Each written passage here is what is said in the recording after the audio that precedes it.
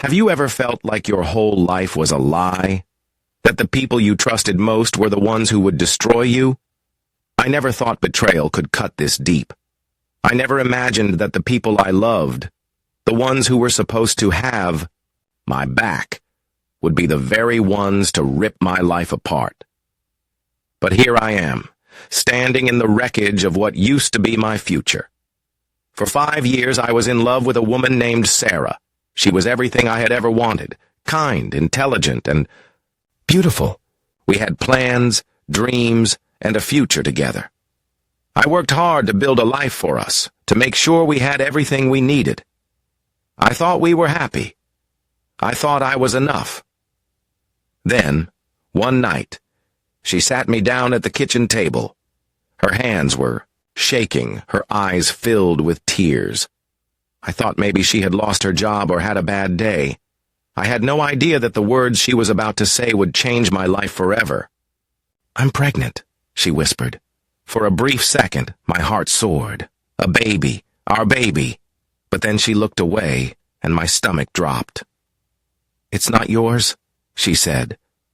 I felt like the air had been knocked out of me. And then she said the words that shattered me completely. "It's Mike's." Mike, my younger brother, the golden child, the one who had always been given everything, while I had to fight for every scrap of love and recognition, the one who had spent our entire lives trying to one-up me, to take whatever I had.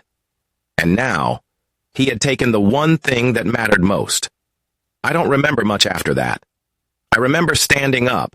I remember my hands shaking, my pulse pounding in my ears. I remember Sarah crying, saying it was a mistake, that she never meant to hurt me, but all I could hear was my brother's voice in my head. "Maybe if you'd been a better fiancé, she wouldn't have come to me." I walked out that night and never looked back.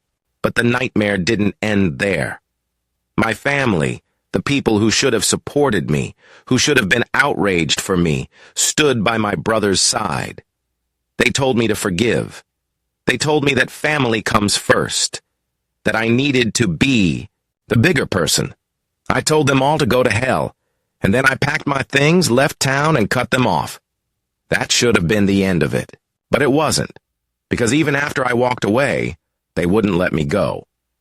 My mother showed up at my office, crying in the parking lot, begging me to come back to the family. My father left voicemails calling me selfish and immature. Mike tried to play it off like it was no big deal, like I should just get over it. And Sarah? She had the nerve to write me a letter, telling me she hoped we could be friends for the baby's sake. I've spent months trying to rebuild my life, trying to move on. But how do you move on when the people who broke you keep pulling you back? How do you heal when every reminder of the past still haunts you?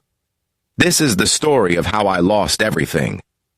But maybe, just maybe, it's also the story of how I finally found myself. Growing up, I always knew I wasn't the favorite child. Mike could do no wrong. If he broke something, I got blamed. If we both got straight A's, he got a new gaming console while I got a keep up the good work pat on the back. When I got into a great college with a scholarship, my parents barely acknowledged it. But when Mike decided to go to community college, they threw him a party and bought him a car. Of course, he dropped out after one semester. But that didn't matter. My parents still praised him for knowing himself and not conforming to societal expectations.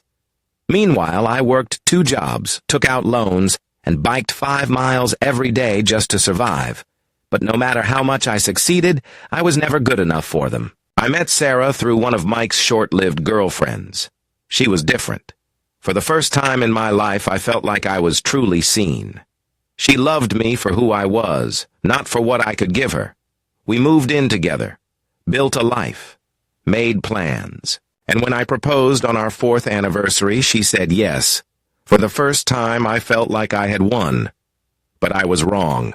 The signs were there, but I ignored them. Sarah started going out more. She was always texting, always smiling at her phone. Then, one night, she told me the truth. She was pregnant, and it was Mike's. I threw her out that night. Then I called Mike. His response? Maybe if you'd been a better fiancé, she wouldn't have come to me. I saw red. I got in my car ready to confront him. But when I arrived, my parents were already there, defending him. They told me I needed to forgive and support Sarah through her pregnancy. That was the moment I realized I had never truly had a family. I told them they could have Mike. I told them they had lost me forever. I changed my number, moved to a new apartment, tried to start over. But they wouldn't let me go. They showed up at my office, sent relatives to guilt-trip me, even tried to ambush me in public. Then Sarah had the nerve to send me a letter. She wanted me to be part of the baby's life. I snapped. I called her, told her she and Mike could go to hell, and then I made my final decision. I took a job transfer across the country, a fresh start, a new beginning, far away from the people who had betrayed me. Outro. A new life as I board my flight to Seattle. I feel something I haven't felt in a long time. Peace. My family, they're in the past. Sarah and Mike, they deserve each other. And me, I'm finally free. If you enjoyed this story, don't forget to like, share, and subscribe for more real-life drama. See you in the next video.